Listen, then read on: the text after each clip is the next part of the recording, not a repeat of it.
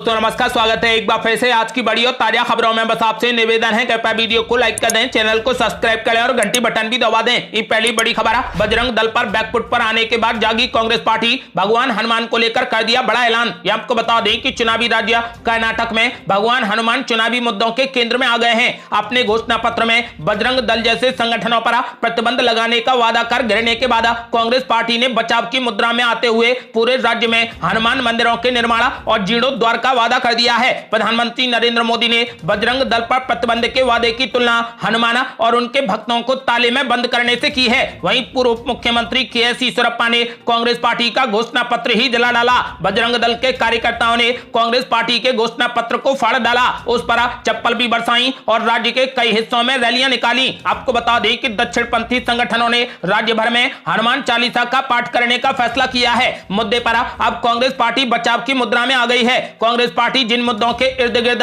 10 मई को होने वाला विधानसभा चुनाव लड़ना चाहती थी, ऐसा प्रतीत होता है कि वो ठंडे बस्ते में चला गया है, क्योंकि पार्टी के प्रदेश अध्यक्ष डी.के. शिवकुमार मंदिर के दर्शन करने पहुंचे हैं। पूजा करने के बाद डी.के. शिवकुमार ने हनुमान मंदिरों का निर्माण करने या फिर पूरे राज्य में मौजूदा मंदिरों का जीर्णोद्धार करने का वादा कर दिया है। अगली बड़ी खबर, कर्नाटक में अब की बार किसकी सरकार है? कांग्रेस पार्टी ही नहीं, भाजपा के लिए भी बड़ी खुशखबरी। ओपिनियन पोल में सामने आए चौंकाने वाले नतीजे। ये आपको बता दें कि कर्नाटक विधानसभा चुनाव के लिए 10 मई को वोट डाले जाएंगे। इससे पहले सामने आए अधिकांश ओपिनियन पोल या फिर सर्वे में कांग्रेस वापसी करती दिख रही है। वहीं जी न्यूज मेट्राइज के सर्वे में भारतीय जनता पार्टी सबसे बड़ी पार्टी बनकर उभरेगी। एबीपी सी वोटर ओपिनियन पोल के मुताबिक कांग्रेस पार्टी कर्नाटक में सरकार बना सकती है। बीजेपी को सबसे अधिक नुकसान और जेडीएस को भी घाटा होने की संभावना है। एबीपी सी वोटर के मुताबिक कर्नाटक की 224 विधानसभा सीटों में से कांग्रेस पार्टी 107 से 109 सीटें जीत सकती है। बीजेपी को 74 से 86 सीटें मिलने की संभावना है।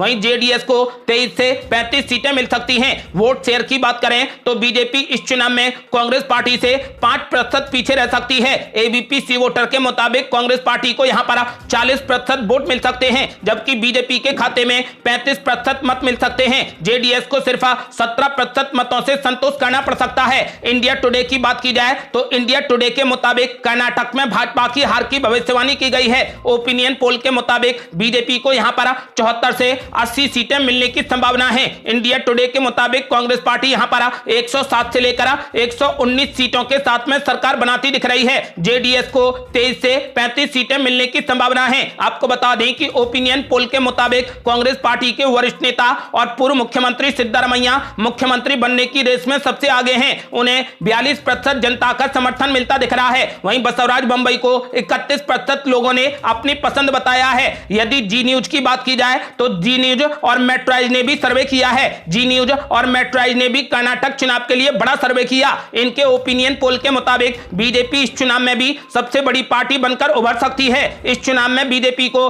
103 से लेकर 115 सीटें मिलने की पूरी संभावना है। जी न्यूज मेट्राइज के मुताबिक कांग्रेस पार्टी 79 से 91 सीटों के साथ दूसरे नंबर पर आ सकती है। वहीं जेडीएस की बात की जाए तो जेडीएस 26 से 36 सीटों के साथ तीसरे नंबर पर बनी रह सकती है। अन्य को भी 1 से 3 सीटें मिल सकती हैं। बीजेपी को इस चुनाव में 42% मत मिल सकते हैं। वहीं कांग्रेस पार्टी को 40 और जेडीएस को 15% मत मिलने की संभावना है। जेडीएस 15% मतों के साथ तीसरे नंबर पर रह सकती है। आपका क्या मानना है? क्या इस बार कर्नाटक में कांग्रेस पार्टी सरकार बनाने जा रही है या फिर एक बार फिर भारतीय जनता पार्टी मोर्चा संभालेगी? अपनी राय हमें वीडियो लाइक कर कमेंट बॉक्स में जरूर दें। अगली बड़ी खबर, पीएम नरेंद्र मोदी ने कर्नाटक की जनता से 10 तारीख को जय बजरंगबली बोलकर वोट डालने की अपील। अब ओवैसी ने बोला हमला। ये आपको बता दें कि एआईएमआईएम के अध्यक्ष और हैदराबाद से सांसद असदुद्दीन ओवैसी ने पीएम नरेंद्र मोदी और कर्नाटक कांग्रेस प्रमुख डी.के. शिवकुमार पर जबरदस्त हमला बोला। आगामी विधानसभा चुनावों में धर्म के आधार पर वोट मांगने का आरोप लगाया और कहा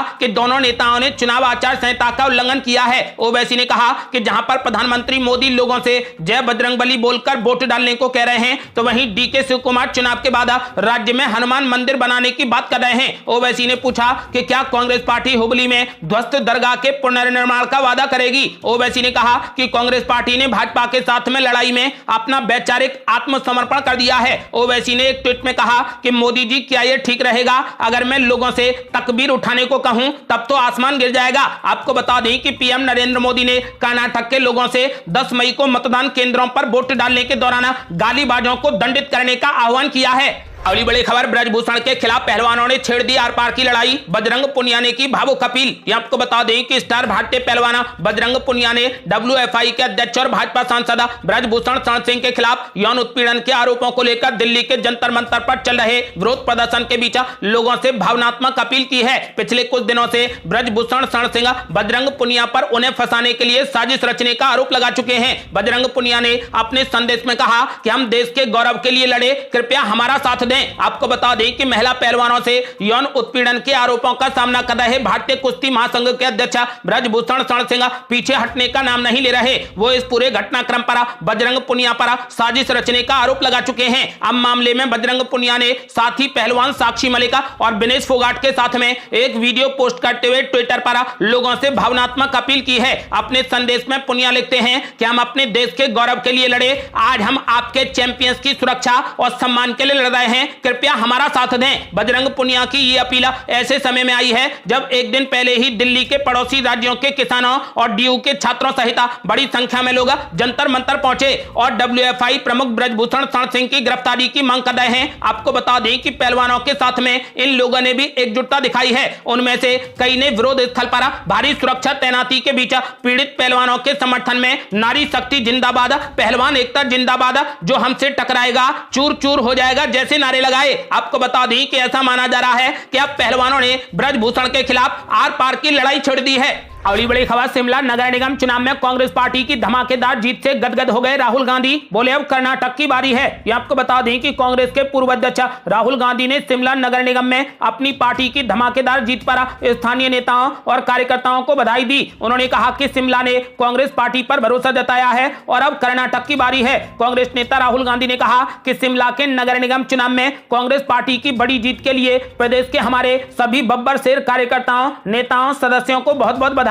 हिमाचल सरकार ने लोगों को दी गारंटी पूरी करके वादा निभाया है, तभी शिमला ने कांग्रेस पार्टी पर भरोसा जताया है। अब कर्नाटक में 5 गारंटियों की बारी है। प्रियंका गांधी ने कहा कि शिमला नगर निगम चुनाव में कांग्रेस पार्टी की ऐतिहासिक जीत कांग्रेस पार्टी की नीतियों एवं जनता के प्रति समर्पण की जीत है। इस भरोसे के लिए हम शिमला की जनता का धन्यवाद करते हैं। कड़ी मेहनत करने वाले सभी कांग्रेस कार्यकर्ताओं को मेरी शुभकामनाएं। उन्होंने कहा कि कर्नाटक में भी कांग्रेस पार्टी ने प्रगति की गारंटी दी है। कर्नाटक की जनता से अपील है कि भारी बहुमत से कांग्रेस पार्टी की सरकार बनाइए। बता दें कि कांग्रेस पार्टी ने कर्नाटक विधानसभा चुनाव में समाज के अलग अलग वर्गों से वादे किए हैं, जिन्हें उसे गारंटी नाम दिया है। दरअसल कांग्रेस पार्टी ने 34 सदस्यीय शिमला नगर निगम के चुनाव में 24 सीटें जीती हैं, तो वहीं भारतीय जनता पार्टी को सिर्फ 9 सीटों पर कामयाबी मिली है।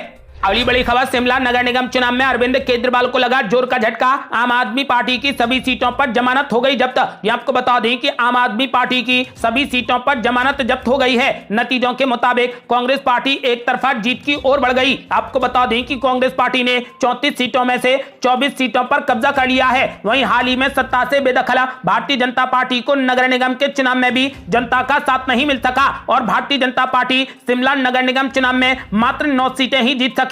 कांग्रेस पार्टी ने एक बार फिर बड़ा परचम लहरा दिया है। आपको बता दें कि कांग्रेस पार्टी ने 34 सीटों में से 24 सीटों पर कब्जा कर लिया है, तो वहीं केजरीवाल को जोर का झटका लगा, आम आदमी पार्टी की सभी सीटों पर जमानत जब्त हो गई। अगली बड़ी खबर, गृह मंत्री अमित शाह ने कर दिया बड़ा ऐलान, बोले गरीब कल्याण और मोदी जी में विश्वास बनेगा जीत का आधार। ये आपको बता दें कि इस वक्त समूचे देश की नजरें कर्नाटक पर टिकी हैं। भारतीय जनता पार्टी के लिए यह सूबा दक्षिण का प्रवेश द्वार है और इसीलिए पार्टी के शीर्ष नेतृत्व ने कर्नाटक की सत्ता सदन को फिर से हासिल करने के लिए जी जान एक कर दी है। भाजपा अपने इस मिशन में कहां तक कामयाब हो पाती है ये तो वक्त ही बताएगा, लेकिन गृह मंत्री अमित शाह ने कहा कि कर्नाटक के 70% जिलों में मैं खुद गया और हर जगह पर भारतीय जनता पार्टी के पक्ष में उत्साह का अनुभव मिला। अमित शाह ने कहा कि हमारे कार्यकर्ताओं का जोश जबरदस्त है और इस बार यकीनन हम जादुई आंकड़े से कम 15 सीटें ज्यादा पाने जा रहे हैं। उन्होंने कहा कि कर्नाटक को दक्षिण में भारतीय जनता पार्टी के बड़े गढ़ के रूप में स्थापित करने का काम हो रहा है। इसके लिए कार्यकर्ता जुनून से जुटे हुए हैं। तय मानिए कर्नाटक के परिणाम चौंकाने वाले होंगे। गृह मंत्री अमित शाह ने कहा